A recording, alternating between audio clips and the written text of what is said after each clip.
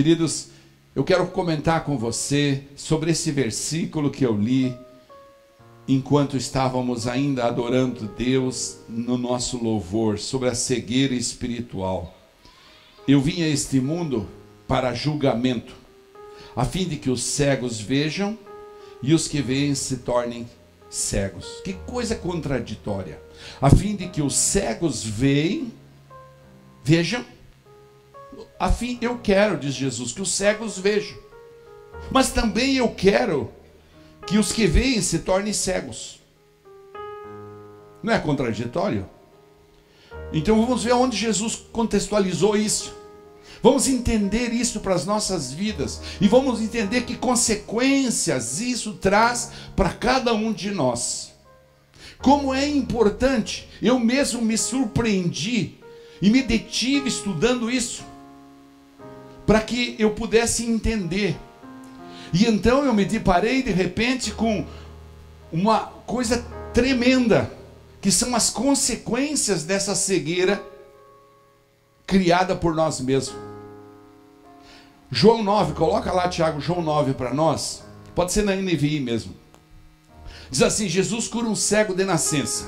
Ao passar, Jesus viu um cego de nascença. Ele está passando e ele vê um cego. Seus discípulos lhe perguntam: Mestre, quem pecou, este homem ou seus pais, para que ele nascesse cego? Olha que interessante. Os próprios discípulos, ainda influenciados por seu passado, por sua religiosidade, por seu juízo próprio, que a primeira coisa que nós humanos fazemos é lançar a nossa justiça pessoal sobre uma situação, não é mesmo? Quando nós encontramos uma situação, nós já lançamos a nossa justiça. Ou seja, o velho costume de atribuir culpa aos outros levou-os a perguntar: Mestre, quem pecou? Este homem ou os seus pais, para que ele nascesse cego? E então Jesus diz: nem ele, nem seus pais pecaram.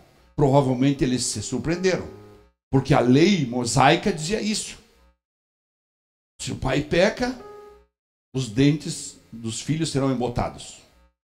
Então, Jesus diz a explicação maior. Diz assim: mas isto aconteceu para que a obra de Deus se manifestasse na vida dele.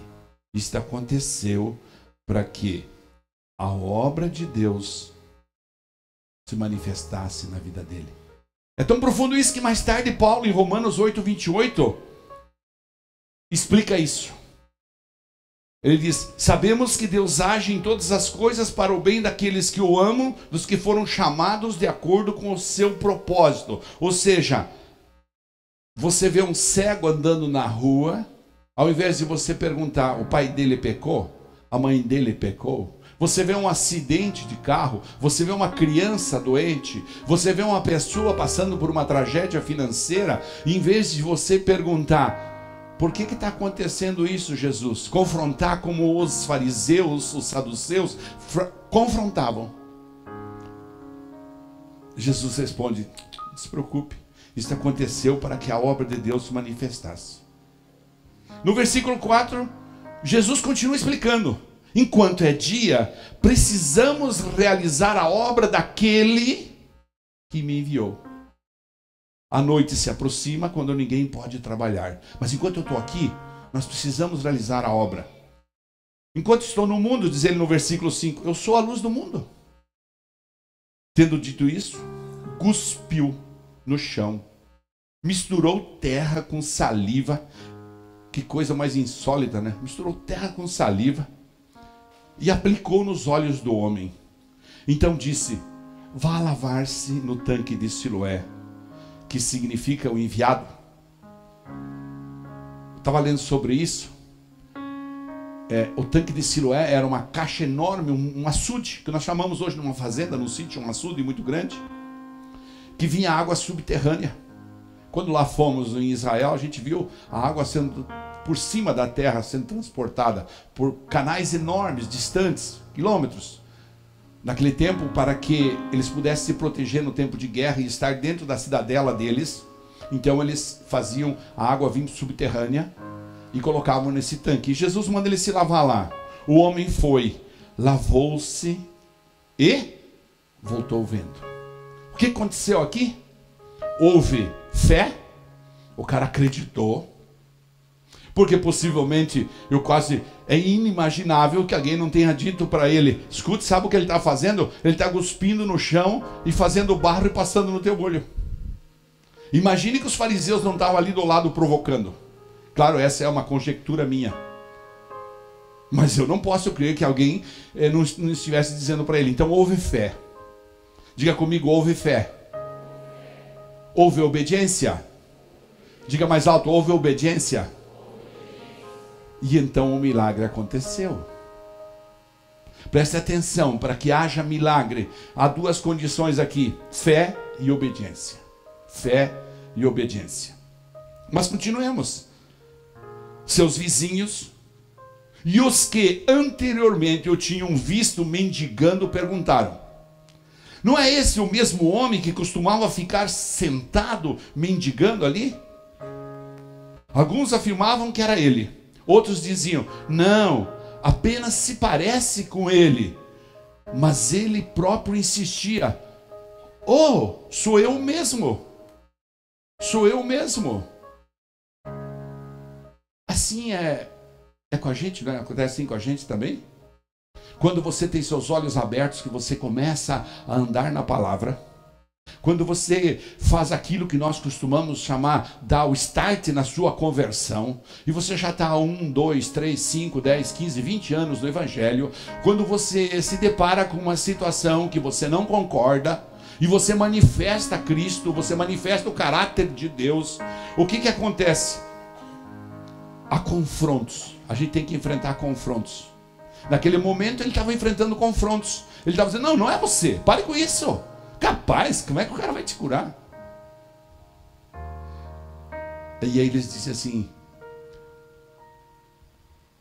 não é esta pessoa que antes tratava a sua esposa com grosseria? Como é que ele está tão diferente? Não é esse homem que antes passava os fins de semana rodando em festa, e agora como é que está tão diferente? Não é esse homem que não sabia ser o sacerdote do lar e agora sabe ser sacerdote do lar? Não é essa mulher que agora sabe ser a sacerdotisa? Quantas questões se levantam na nossa vida, como se levantou naquele momento para aquele cego, dizendo: escuta, o que aconteceu? Ah, não é a mesma pessoa. Não é aquela pessoa. Eu duvido que ele vai persistir, eu duvido que ele vai perseverar. Não é assim que acontece conosco? Quando você está conversando com alguém da sua família que não é convertido, não te confrontam?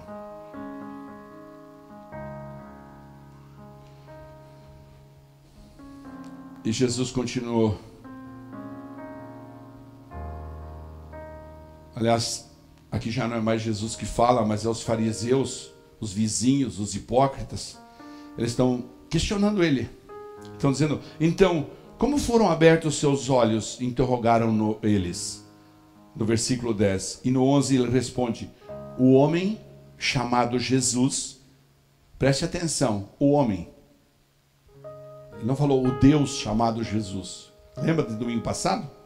O homem chamado Jesus misturou terra com saliva, colocou-a nos meus olhos e me disse que fosse lavar-me em Siloé. Fui, ou seja, obedeci, tive fé, lavei-me e agora vejo. Eles lhe perguntaram: onde está esse homem? Não sei, disse ele. Os fariseus então começam a investigar aquela cura. Por quê? Porque eles estavam questionando. Eles estavam questionando. Faz parte do propósito de Deus questionadores na minha e na sua vida. Faz parte do propósito de Deus. Eles levaram aos fariseus o homem que fora cego.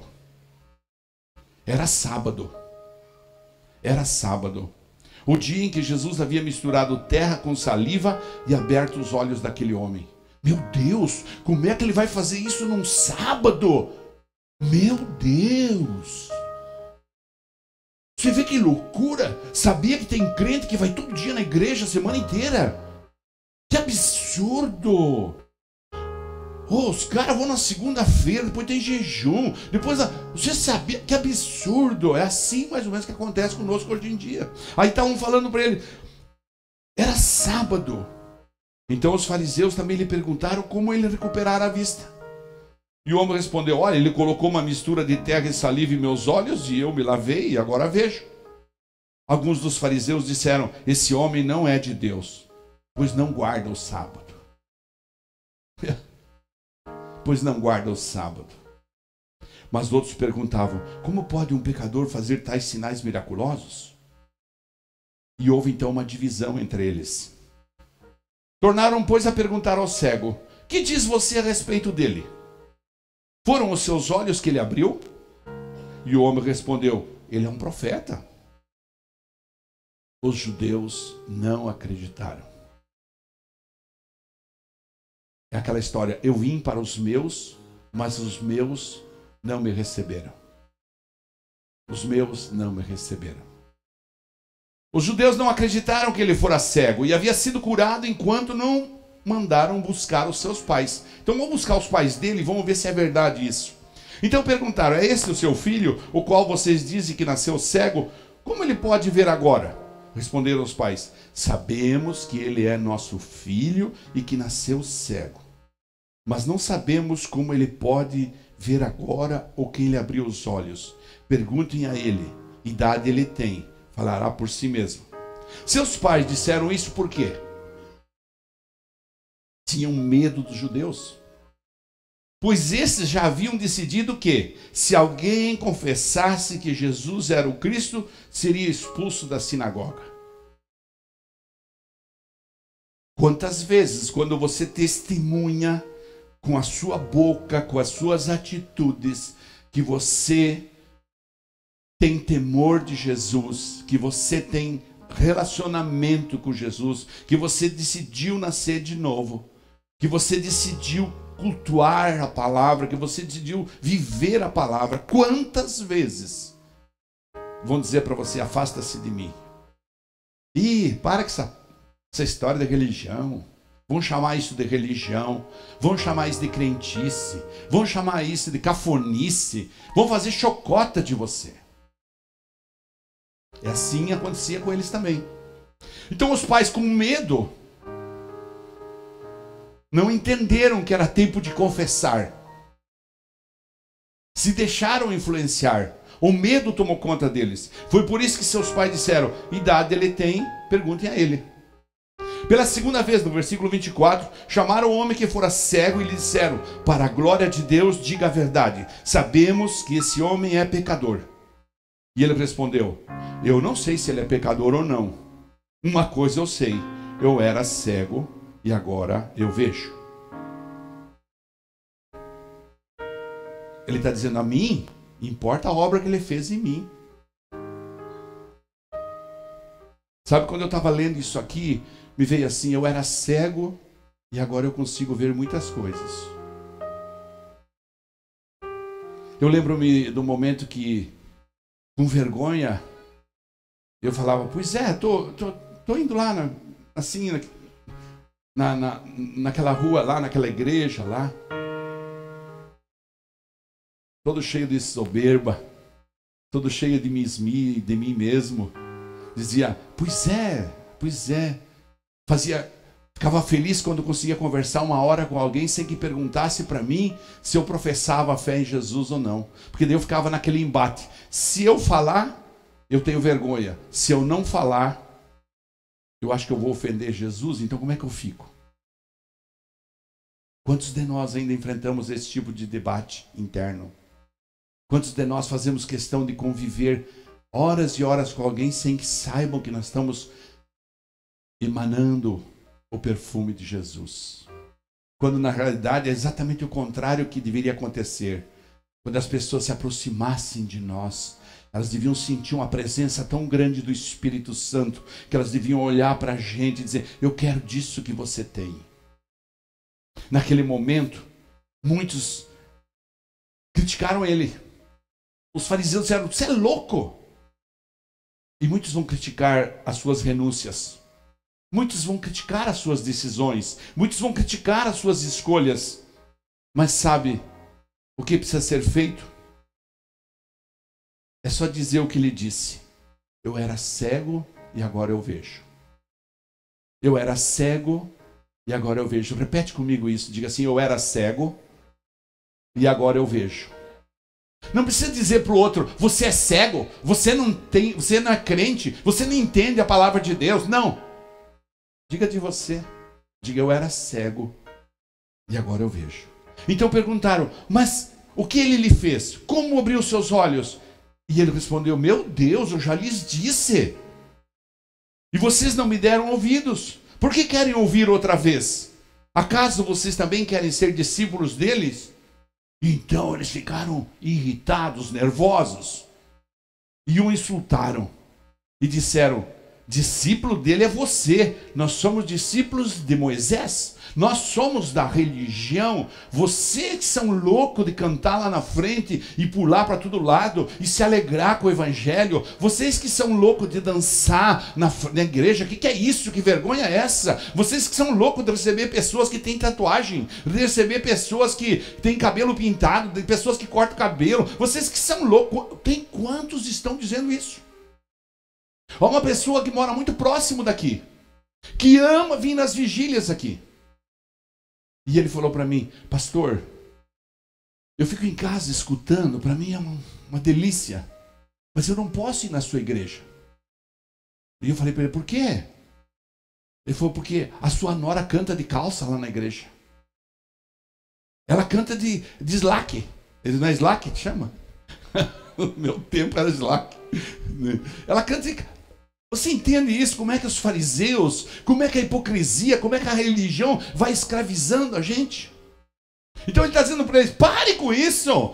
Ele me curou e pronto, e foi no sábado, e pegou realmente, para que ninguém enchesse as paciências, ele cuspiu no chão. E aí eles continuam argumentando, como todo bom religioso argumenta. 29, sabemos que Deus falou a Moisés, mas quanto a esse, não sabemos de onde ele vem. Então o homem respondeu: ora, isso é extraordinário. Vocês não sabem de onde ele vem, contudo ele me abriu os olhos. Diga comigo, eles, o mundo não sabe de onde ele vem, mas ele me abriu os olhos. Eu não sou mais cego, agora eu vejo com os meus olhos espirituais. Aplauda o Senhor Jesus por isso.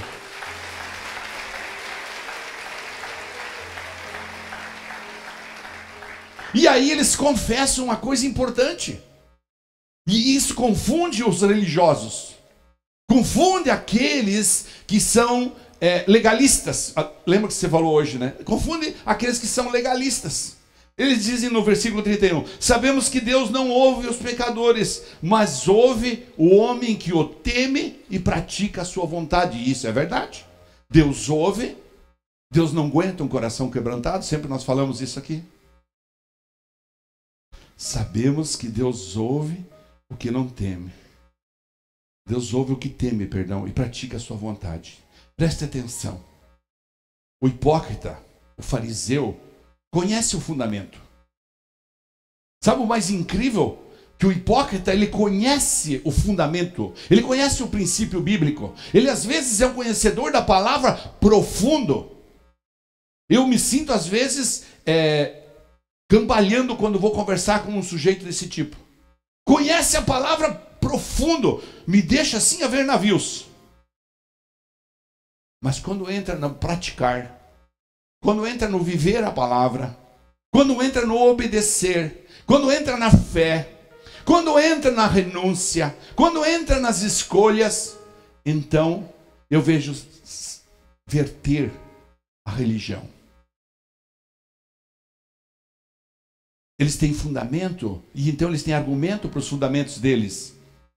Argumentos, claro, carnais.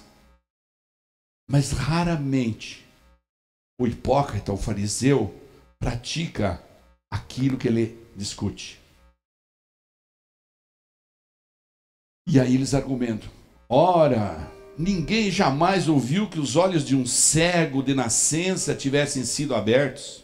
Se esse homem não fosse de Deus, não poderia fazer coisa alguma. Diante disso, eles responderam: você nasceu cheio de pecado. Como tem a ousadia de querer nos ensinar?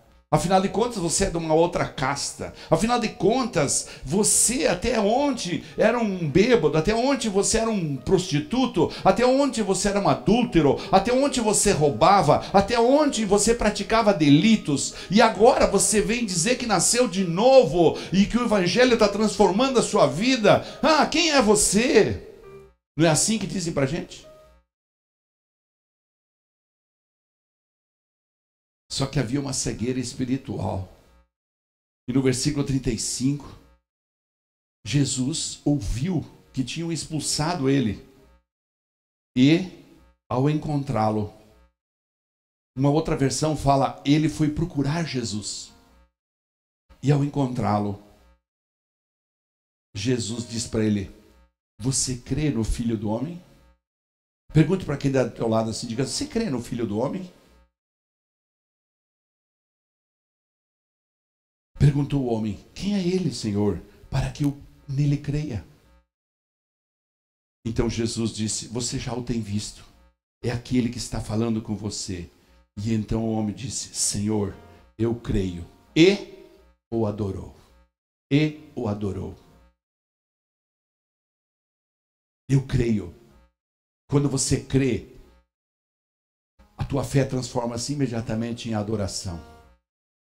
Disse Jesus: eu vim a esse mundo para julgamento. E agora chegamos lá no versículo que nós lemos no começo. Eu vim a esse mundo para julgamento, a fim de que os cegos vejam e os que veem se tornem cegos. E aí o contraditório dessa noite. Aí o contraditório que eu quero que você tente entender comigo. Alguns fariseus que estavam com ele ouviram-no dizer isso e perguntaram: acaso nós também somos cegos? E Jesus disse: se vocês fossem cegos, não seriam culpados do pecado. Mas agora que dizem que podem ver, a culpa de vocês permanece. Quando Jesus disse: eu vim a esse mundo, ele lançou uma primeira sentença. Ele lançou, na realidade, 3 sentenças aqui. A primeira, ele fala: eu vim para julgar, eu vim para abrir os olhos do cego e vim para cegar aqueles que pensam que veem.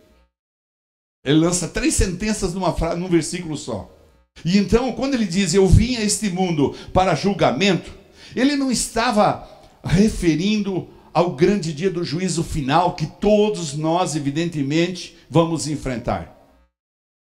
A minha visão disso, às vezes eu fico me perguntando, por que está demorando tanto para Jesus voltar? A visão que eu tenho é que Jesus, o Pai, o Espírito Santo, a Santíssima Trindade, tem muita longanimidade para com o ser humano. E se ele voltasse hoje, milhares e milhões iriam para o inferno. Então Jesus está esperando com calma, com sabedoria, que só ele tem. É isso aí, glória a Deus. Ele está esperando com calma que os homens... Está dando mais prazo, na realidade. Está alongando o prazo para que os homens se quebrantem e se arrependam e se reconciliem com ele. Deus está esperando os homens. Por isso não veio ainda o julgamento final. Mas todos nós haveremos de comparecer diante do trono branco. Não há escusa, não há meio. Todos nós fomos criados, nascemos num projeto de Deus, somos passageiros nessa terra, vamos à eternidade, e como eternos que somos, seremos julgados por aquilo que aqui fazemos, por aquilo que aqui escolhemos, pelo Deus que aqui adoramos. E essa noite é uma noite que é muito importante para você definitivamente acabar com a cegueira e desenterrar tudo quanto é conteúdo que foi colocado aí no seu coração e que de repente você está achando que é permissivo, que de repente você está achando que é possível. O grande dia do juízo final vai acontecer.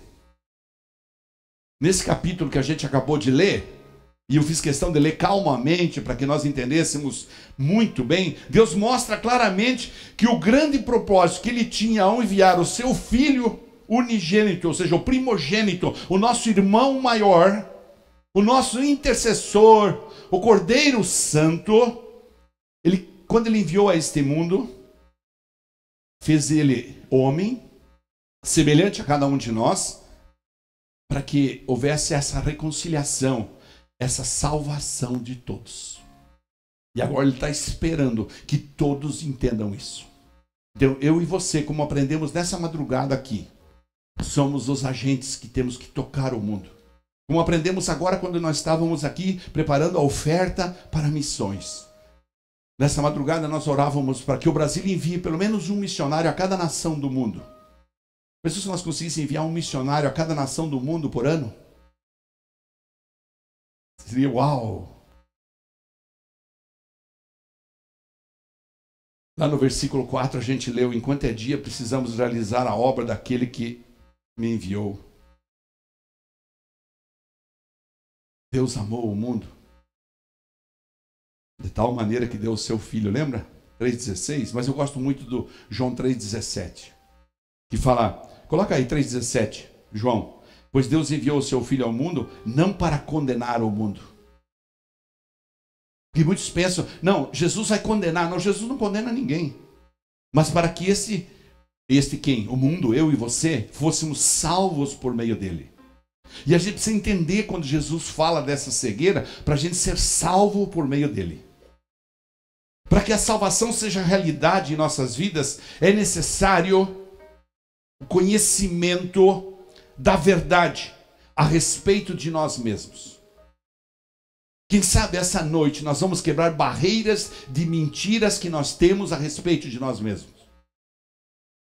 É necessário que adotemos uma posição genuína. É necessário que sejamos íntegros ao analisarmos-nos diante de Deus. Ou seja, é necessário o fim da cegueira espiritual. Isso porque Deus não tolera mentiras. Deus não convive com mentiras. Sabe quem que é o pai da mentira? Precisa falar, né? Deus também não salvará os homens num fundamento falso. Que veem, como Jesus falou, que veem, mas são cegos. Esses são os fundamentos falsos. São as pessoas que veem, conhecem o fundamento, conhecem o princípio, mas são cegos. Vamos então entender o primeiro fundamento dito por Jesus. Eu vim a este mundo para julgamento. Sabe por que ele falou isso?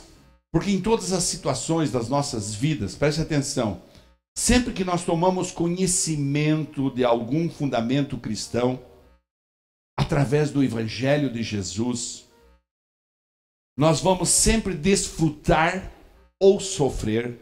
Quero repetir, nós vamos sempre desfrutar ou sofrer com as respectivas consequências daquilo que naquele momento estamos aprendendo. Ou seja, cada fundamento aprendido, cada discernimento bíblico que a gente tem, cada princípio descortinado aos nossos olhos, trará consigo automaticamente, como um aspecto secundário da vinda de Jesus, o julgamento do nosso resposta a isso. Eu aprendo que não posso mentir. Junto com isso vem o julgamento de que se eu mentir, eu já sei que é pecado. Eu aprendo que não posso adulterar. Junto com isso vem a receita, vem o julgamento. Ou seja, cada conceito, cada fundamento bíblico que você aprendeu desde a primeira vez que você ouviu falar da Bíblia, trouxe consigo um julgamento. Isto é, somos secundariamente colocados diante do tribunal do nosso Salvador, somos testados, somos provados, manifestados, e então declarados cegos vivos ou vivos cegos.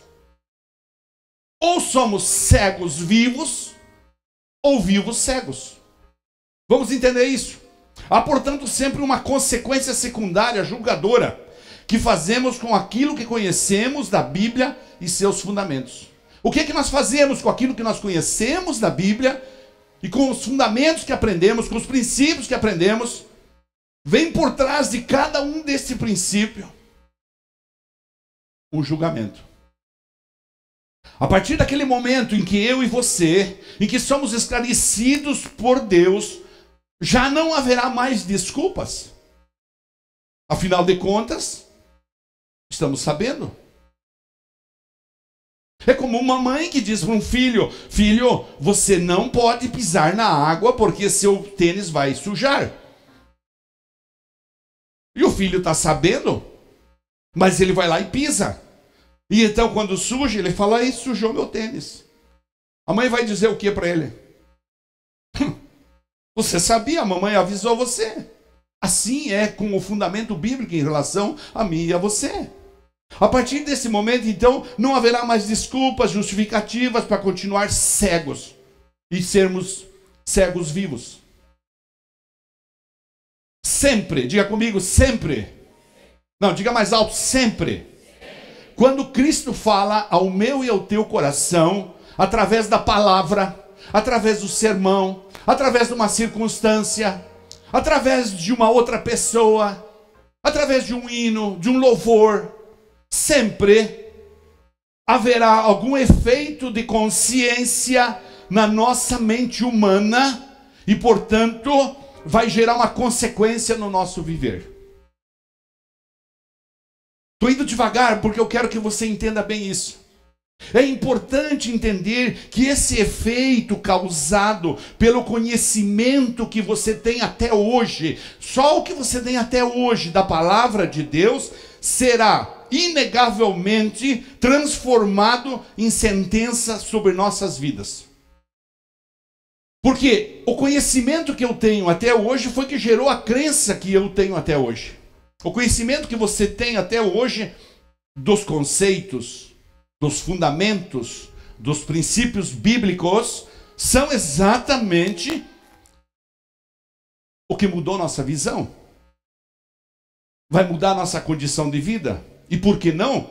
Vai mudar para sempre nossa existência aqui na Terra. Quando você decide obedecer um princípio, você muda para sempre a sua vida. E provavelmente você muda a vida de gerações seguintes. Pega uma pessoa que era viciada em mentira. Ela decide vencer essa batalha. Jejua, ora, busca e fala: vou vencer essa batalha. Pega uma pessoa que é viciada em trabalho. Ela diz: não, eu vou saber dividir, eu vou me programar, vai ser assim. Ela vai mudar, porque ela aprendeu que no princípio bíblico tudo tem que ser feito com decência e ordem, está lá em Romanos. Ela aprendeu isso, então ela vai obedecer a palavra. Ela vai mudar. Ela vai mudar porque aprendeu que mentira é pecado. Ela vai mudar porque aprendeu que adultério é pecado. Ela vai mudar porque aprendeu que falar mal dos outros é pecado. Enfim, ela vai aprendendo no evangelho tudo isso. E consequentemente, isso vai mudar a existência dela e daqueles que rodeiam ela. Ou seja, a abordagem que o Senhor Jesus faz da sua alma, te tocando com a palavra dele, te esclarecendo com o conhecimento que ele vai dando. Por isso eu sempre falo, eu comecei a me converter faz 22 anos. Eu nunca falo, eu sou convertido há 22 anos. Nunca falo isso. Eu nasci de novo fazem 22 anos.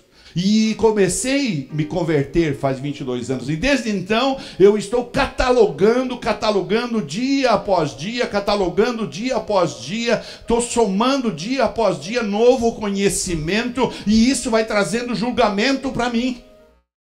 Porque eu, junto com o julgamento, eu vou perdendo o meu privilégio da ignorância. Junto com o conhecimento, perdão, eu vou perdendo o privilégio da ignorância. Jesus vai te enchendo de saber.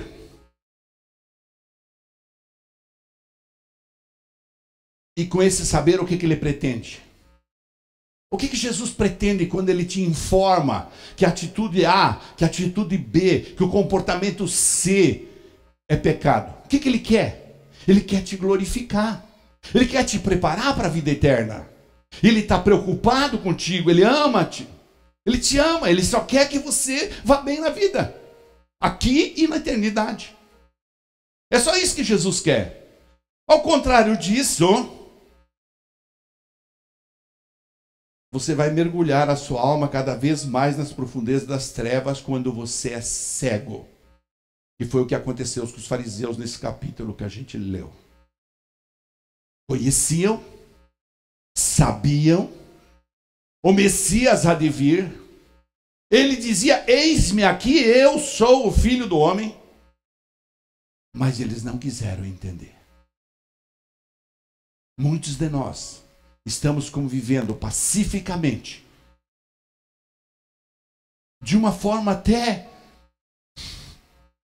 irresponsável para com nós mesmos. Ninguém está nos obrigando a conviver com aquele pecado, mas nós, porque é delicioso para a nossa carne, porque é delicioso para o dia a dia, porque me faz me sentir bem agora aqui na terra, porque aqui na terra eu não preciso renunciar se eu ficar com esse pecado, então eu continuo irresponsavelmente convivendo com isso, cegamente, e então eu sou um cego vivo. Aí vem a culpa. A culpa gera consequências. E os ais mais profundos, né? Ai. É por isso que Jesus disse: eu vim a fim de que os cegos vejam e os que veem se tornem cegos. Estava lendo sobre esse assunto um cara chamado Spurgeon. E ele fala assim: Jesus não é indiferente nem para com o que é certo, nem para com o que é errado. Jesus está atento ao que é certo e ao que é errado. Seja quem você for, ele continua dizendo, se ouvir o evangelho em qualquer ocasião, e aqui talvez eu esteja sendo repetitivo, mas faço questão de dizer o que ele falou, forçosamente terá algum efeito sobre você. Você está entendendo? O evangelho que você ouviu desde o primeiro dia que você começou a andar na palavra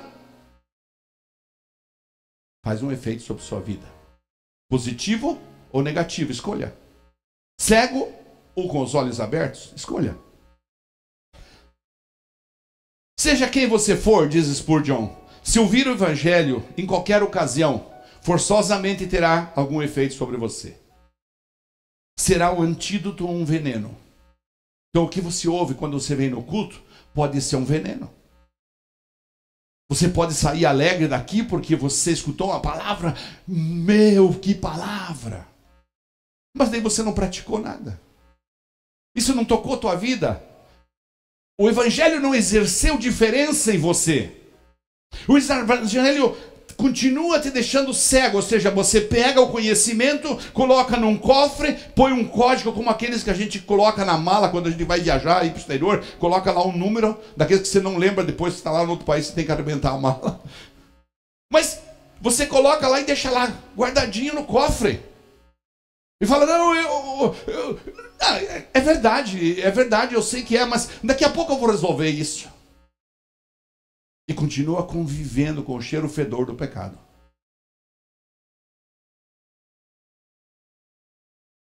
Portanto, o evangelho vai levar você a ver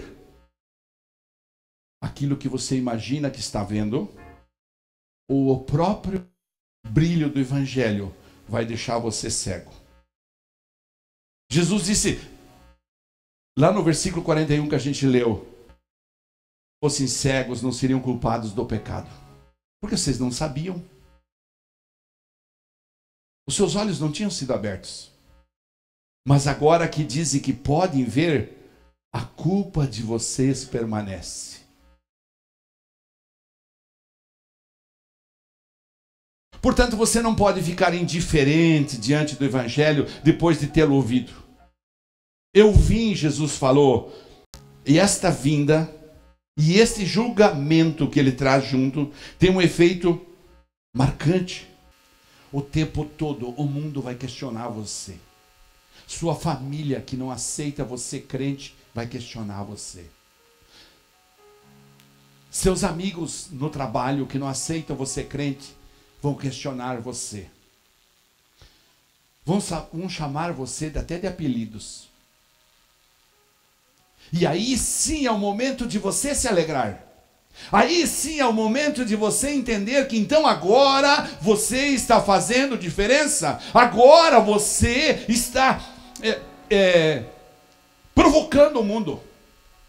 Porque enquanto você está confortável, enquanto não estiverem dizendo para você, escute aqui, você virou crente mesmo, hein? Enquanto você não estiver causando um impacto nas outras pessoas, o seu evangelho é mesquinho, o seu evangelho precisa crescer, o seu evangelho é cego. Abra seus olhos essa noite e deixe os conceitos, os preceitos, os fundamentos, os princípios, a palavra de Deus tomar conta de você. Abra os olhos do meu coração, é assim que nós temos que orar. Diga comigo, Jesus, Jesus, Espírito Santo, abra os olhos do meu coração. Aplauda o Senhor Jesus por isso.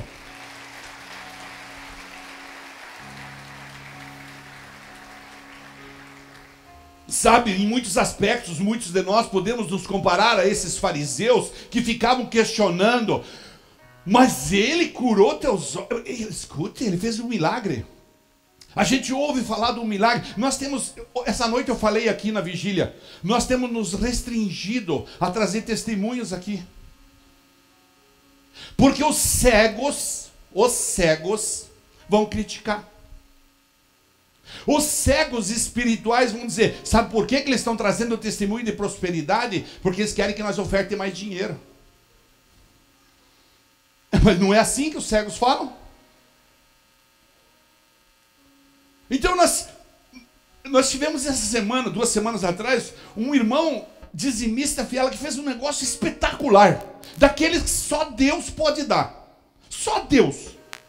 É inexplicável. Mas Deus deu para ele.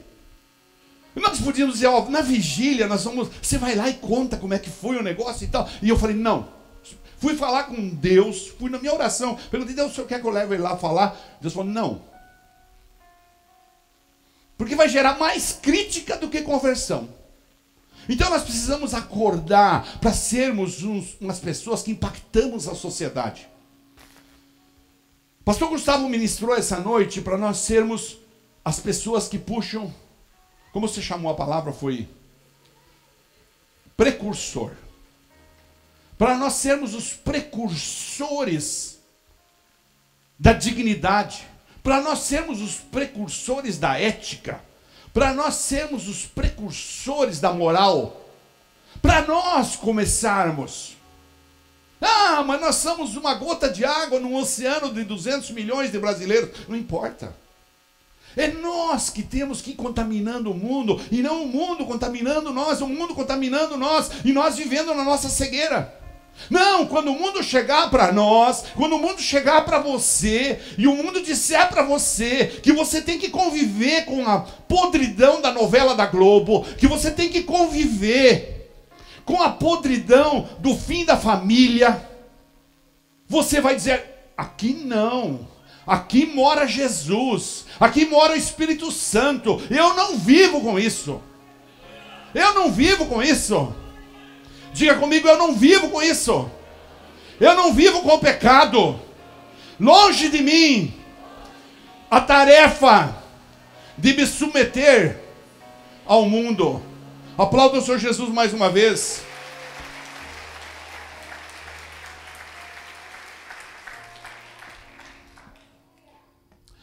Sabe, Deus nos deu, e não é uma coisa boa, e nós um dia estávamos viajando e Deus nos mostrou em Isaías 28, Deus nos deu essa tarefa de confronto. É muito mais fácil pregar o evangelho da prosperidade, pregar o evangelho da animação, pregar o evangelho da convivência, da permissividade. Creiam, é muito mais fácil. É muito mais fácil. Do ponto de vista de marketing, quem está aqui que tem empresa sabe que a gente poderia fazer.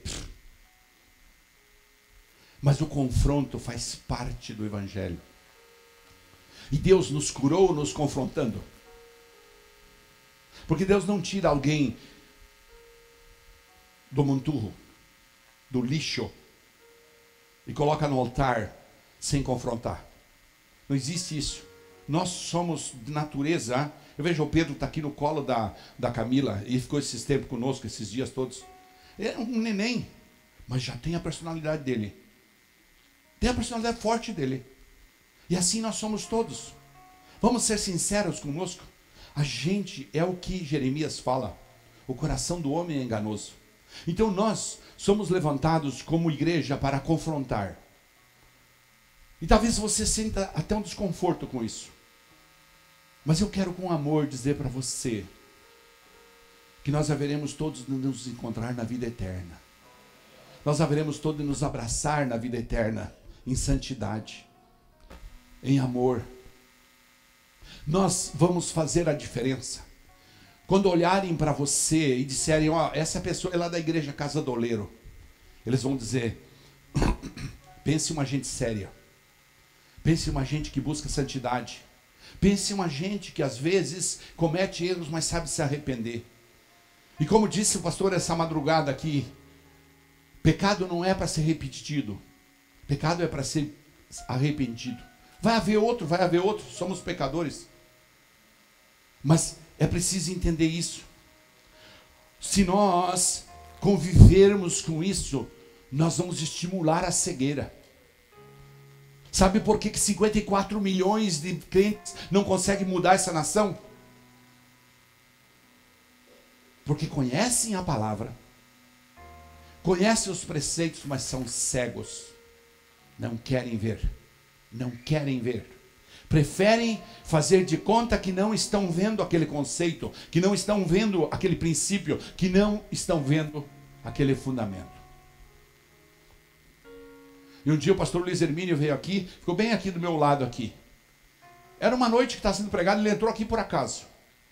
E ele falou para mim assim, sabe, pastor Ademir, essa é uma igreja que sabe e precisa e não abra mão de pregar fundamentos. Você foi chamado para pregar fundamentos. E junto com o fundamento vem a salvação eterna. Talvez eu não possa oferecer para você a alegria de dizer que terça-feira você vai ser sorteado com um automóvel. Que quarta-feira, se você vier aqui, eu vou dar um copo de água que veio do Jordão. Nós vamos para Israel agora no segundo semestre. Então, aí eu vou trazer um copo de água para você do Jordão e esse copo de água vai salvar a tua vida. Não, eu não posso falar isso. Isso é um absurdo. Isso é uma miséria humana. Isso é uma cegueira. Isso é irritante.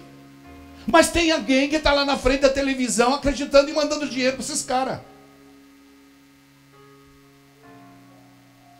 Não, eu convido você essa noite a dizer para Jesus: Jesus, abre os olhos do meu coração. Abre minha visão espiritual. Não permita que eu conviva com o cheiro da maldade humana. Jesus queria e quer que os que veem sejam cegos para o mundo, para que ele possa manifestar a luz dele em nosso meio. Pois João 3,19, vamos continuar no João 3,19, diz assim: este é o julgamento. A luz veio ao mundo, mas os homens amaram as trevas e não a luz, porque as suas obras eram más. E nós vamos decidir amar a luz. Levante sua mão direita. Vamos fazer profeticamente isso. Diga assim: eu decido amar Jesus. Eu decido acabar com a cegueira espiritual da minha vida, porque eu quero a luz de Jesus sobre minha vida, sobre minha família, sobre minha casa, sobre o meu viver, para que eu possa me encontrar com o meu Salvador, com o meu Remidor na vida eterna. Amém. Aplauda o Senhor Jesus.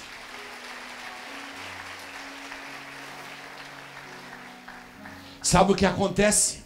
Os cegos, está escrito em João 12:43. Coloca para mim lá. A pastora hoje de manhã, eu estava orando no escritório, ela mandou no WhatsApp para mim esse versículo, eu quero passar para você. 12:43 a 46 fala assim: pois preferiam a aprovação dos homens do que a aprovação de Deus. Você vai ser sempre colocado numa balança.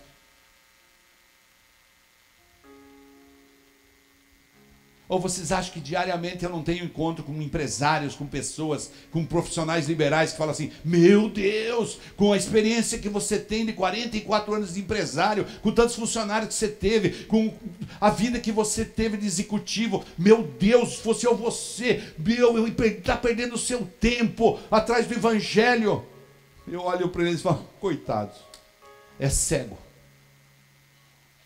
Eu falo: quer estudar a palavra comigo? Quer estudar a palavra comigo? Preferiam, ao 43, pois preferiam a aprovação dos homens do que a aprovação de Deus. Tô nem aí com a aprovação dos homens. Diga comigo: tô nem aí com a aprovação dos homens. Eu quero. Não, fala com fé, diga: eu quero a aprovação de Jesus. Eu quero que Jesus diga: este é o meu filho amado, esta é minha filha amada, em quem eu me comprazo. Aplauda o Senhor Jesus e fique de pé. Então Jesus disse em alta voz: quem crê em mim, não crê apenas em mim, mas naquele que me enviou. Quem me vê, vê aquele que me enviou. Eu vim ao mundo como luz, para que todo aquele que crê em mim não permaneça nas trevas.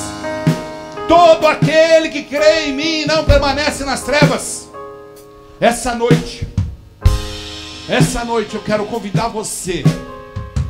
Quero convidar você a abrir o seu coração e dizer: Jesus, se há alguma coisa, se há alguma cegueira, se eu estou convivendo com algum cheiro fedor, se eu estou convivendo com alguma coisa ilícita que eu já aprendi, não importa quantos anos fazem, com algum fundamento, se eu estou infringindo um princípio bíblico, eu quero que o Senhor abra os olhos do meu coração.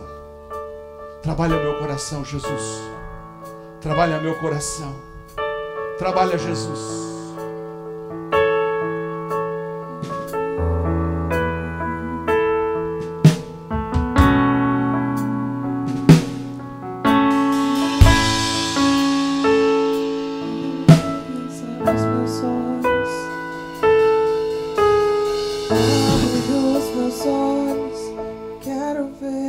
Abre meus olhos, eu quero ver. Abre, Jesus. Abre os meus ouvidos, quero ouvir. Abre meus ouvidos. Abre minha mente. Abre o meu coração, posso sentir teu grande amor. Eu possa sentir teu amor. Teu grande amor, abre os meus ouvidos. Abre os meus ouvidos, eu quero ouvir. Abre, Jesus. Abre os meus olhos, eu quero ver. Abre o meu coração.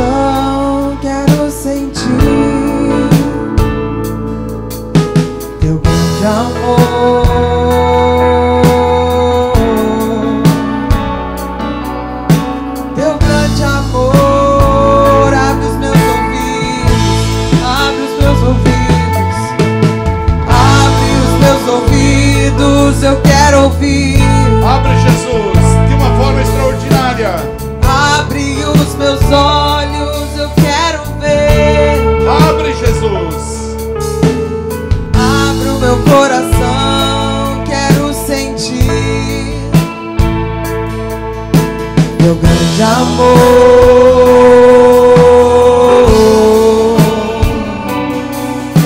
teu grande amor, eu quero me apaixonar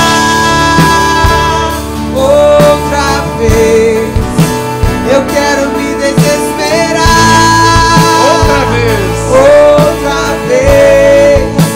eu quero perder o sono outra vez, queimando de amor por ti. Sim, eu quero me apaixonar, Eu quero me apaixonar outra vez, eu quero me desesperar outra vez, eu quero perder o sono outra vez, queimando de amor por ti. queimando de amor por ti. É isso mesmo, Jesus. Cada um de nós que está nesse lugar quer receber de ti o dom da revelação, quer receber de ti o discernimento claro, para que a cegueira espiritual desapareça, se desfaça essa noite, para que nós possamos ver com os nossos olhos espirituais aonde precisamos nos corrigir, aonde precisamos andar, o quanto ainda precisamos nos arrepender, o quanto precisamos renunciar. Jesus, não importa o tamanho, não importa a situação, revela para cada um de nós o teu querer essa noite, porque eu sei que o Senhor faz isso por amor. Nós sabemos que é puro amor. Nós queremos o teu coração, nós queremos o teu amor, nós queremos a tua unção, nós queremos a tua graça que ultrapassa as fronteiras do legalismo, da religiosidade, que nos perdoa, que nos conduz ao centro do teu coração. Nós queremos sim, Jesus. Abra os olhos, Pai, abra nossos olhos. Abre os meus ouvidos, eu quero ouvir. Abra, Jesus. Abre os meus olhos, eu quero ver. Ei! Abre o meu coração, quero sentir. Eu quero sentir o teu amor essa noite. Teu grande amor. Sim, o teu amor. Teu grande amor.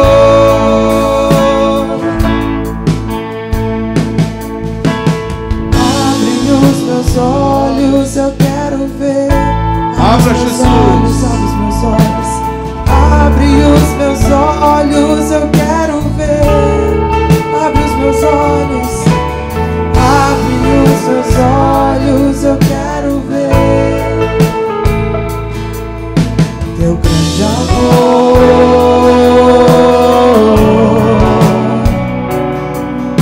Teu grande amor. Eu quero me apaixonar outra vez, eu quero me desesperar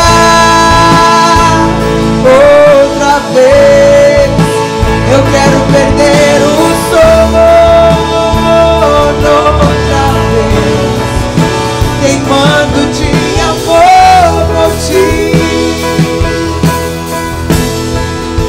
Eu quero me apaixonar outra vez, eu quero me desesperar outra vez, eu quero perder o sono outra vez, queimando de amor por ti.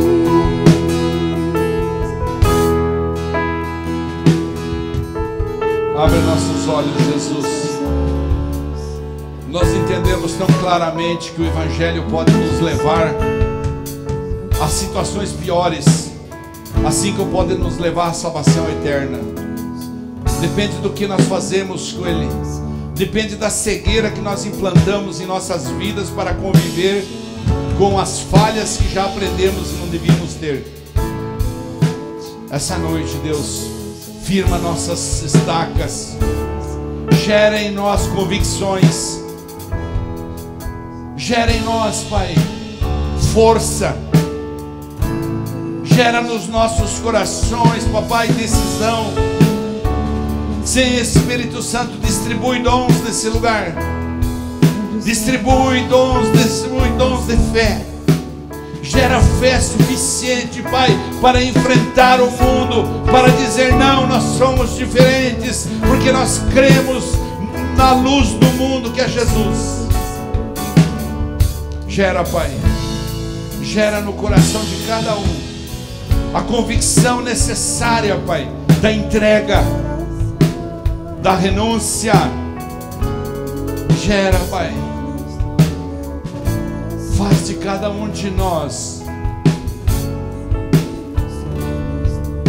o teu querer, que o teu querer prevaleça. Abre nossos olhos. Vamos fazer um ato profético. Coloque tuas mãos sobre teus olhos assim, ó.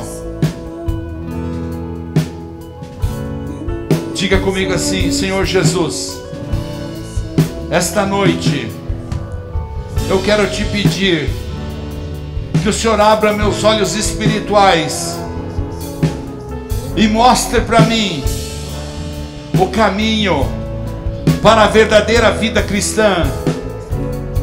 Tudo que for cegueira na minha vida, tira de mim, em nome de Jesus. Amém. Aplauda o Senhor Jesus bem forte. Tenho sede, tenho fome, fome de ti. Eu tenho sede, eu tenho fome, fome de ti. Eu tenho sede, eu tenho fome, fome de ti. Eu tenho sede, eu tenho fome, fome de ti. Cobre-me com teu calor, com teu amor, revela-te a mim, pois tenho sede e tenho fome de ti. Coloque suas duas mãos para frente. O pastor vai abençoar a tua vida. Senhor, eu oro para que nessa semana toda cegueira espiritual caia por terra. Tudo que nós aprendemos do teu evangelho seja revelado como um processo, Pai, de amparo que venha sobrenatural do teu coração para o nosso coração. Eu oro que o teu extraordinário se realize em nossas vidas e nós possamos viver efetivamente o teu verdadeiro evangelho. O evangelho que não convive com a permissividade. Abençoa cada um nesse lugar, Senhor. Eu oro para que o Senhor abençoe e guarde, que o Senhor faça resplandecer o seu rosto sobre cada pessoa que aqui está e conceda graça. Que o Senhor volte o rosto para ti e te dê a paz necessária para viver esse evangelho verdadeiro. Em nome de Jesus. Volte sempre, evangelize, colecione galardão para você na eternidade e traga mais gente. Se Deus é por nós, agindo Deus, Deus é bom toda hora. Vão em paz, Deus acompanhe. Amo vocês. Fome de ti, eu tenho sede, eu tenho fome,